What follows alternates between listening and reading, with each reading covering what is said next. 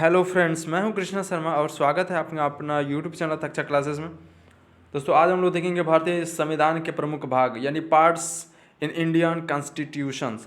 तो ये संविधान के जितने भी भाग हैं इसमें हम लोग इस पूरे वीडियो में कवर करेंगे और अनुच्छेद भी इसमें दिया गया है। जो भी भाग हैं उसके उनसे रिलेटेड जो भी अनुच्छेद हैं वो दिया गया है इसमें।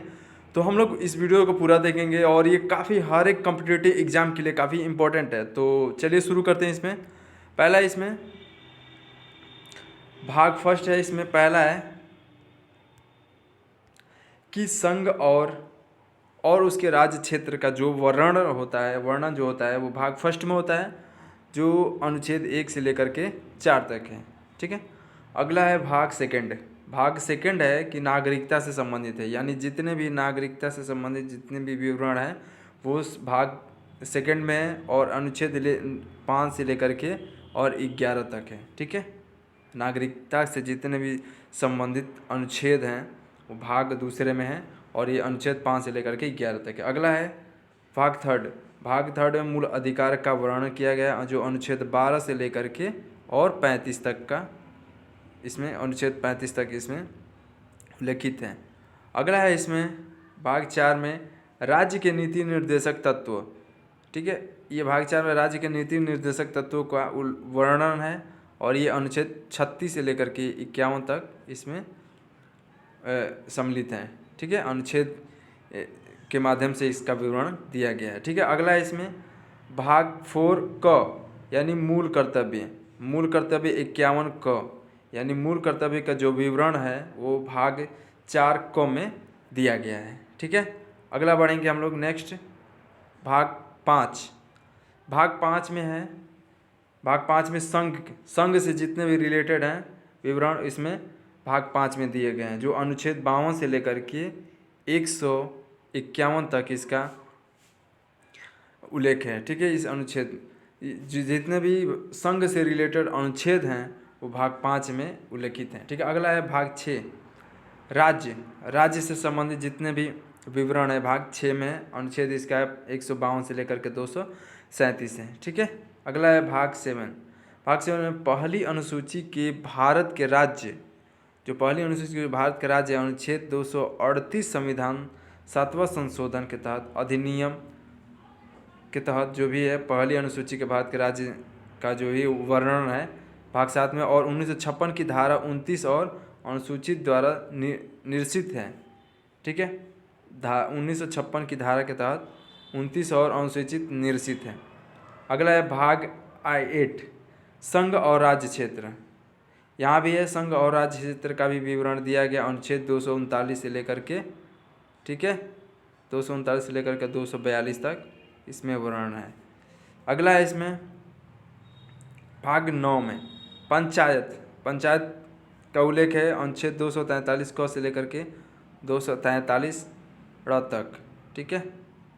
इसमें का विवरण दिया गया भाग 9 में। अगला है 9 क यानी नगर पालिका का उल्लेख हुआ है। ये अनुच्छेद 243 त से लेकर के 243 य और 6 तक है। ठीक है। अगला है इसमें य और 6 से हम ABCD करके भी इसको रख सकते हैं। ठीक है। अगला है इसमें भाग 10। इसमें कुल 22 भाग हैं।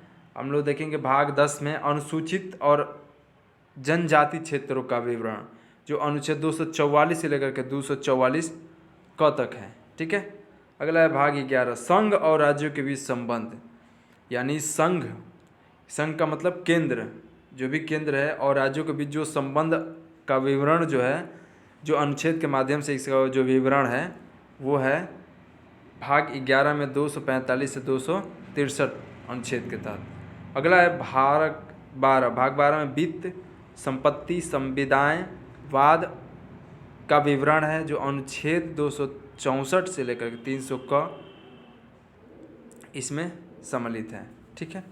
इसमें मूल अधिकार जिसमें दिया गया है, मूल अधिकार में एक और अधिकार था क्या, संपत्ति का अधिकार, जो कि इसी में सम्मिलित किया गया है। ठीक है। अनुच्छेद 300 क के तहत।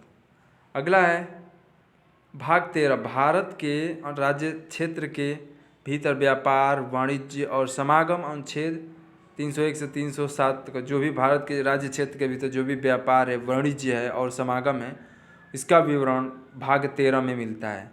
और ये अनुच्छेद 301 से लेकर के 307 के बीच है। ठीक है। अगला है भाग 14, संघ और राज्यों के अधीन सेवाएं। जो संघ और राज्य को जो भी अधीन सेवाएं हैं, ठीक है, उनका जो विवरण है अनुच्छेद 308 से लेकर के 323 तक अनुच्छेद के तहत जो विवरण है भाग 14 में सम्मिलित किया गया है। ठीक है, वर्णन है। ठीक है।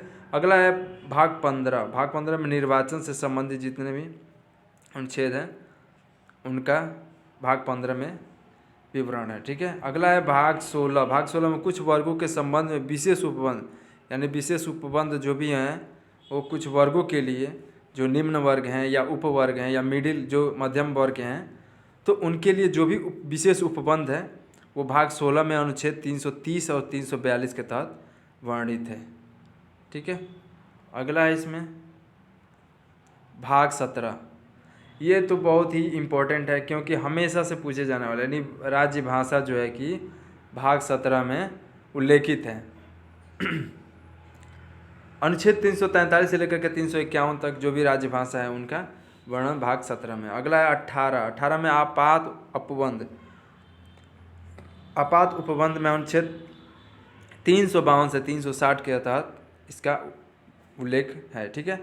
अगला है भाग 19 में प्रकीर्ण, राष्ट्रपति, राज्यपाल, राज्य प्रमुख, संसद और आदि का संरक्षण जो भी है संरक्षण है इनका, वो अनुच्छेद 361 से लेकर के 367 तक है। ठीक है। ये भाग 19 में है। अगला है भाग 20, संविधान संशोधन।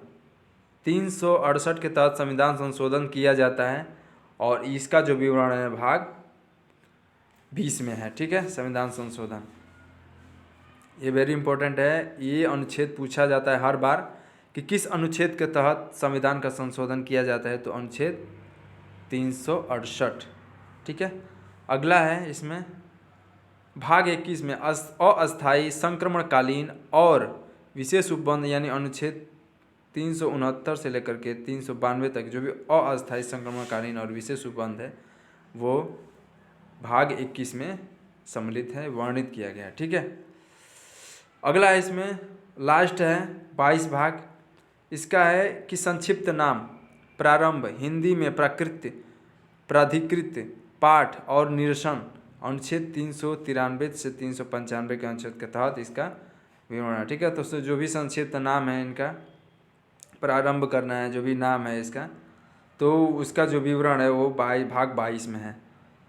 तो ये रहा हमारा 22वां भाग। और जितने भी भाग हैं सारे के सारे भाग इम्पोर्टेंट हैं। तो इस वीडियोज़ को पूरा देखिए और वीडियो अच्छा लगे तो लाइक कीजिए, चैनल को सब्सक्राइब कीजिए, दोस्तों को शेयर भी कीजिए ताकि ऐसे ही इम्पोर्टेंट वीडियो आप लोगों के सामने लेकर के आऊँ। तब तक के लिए जय हिंद, जय भारत।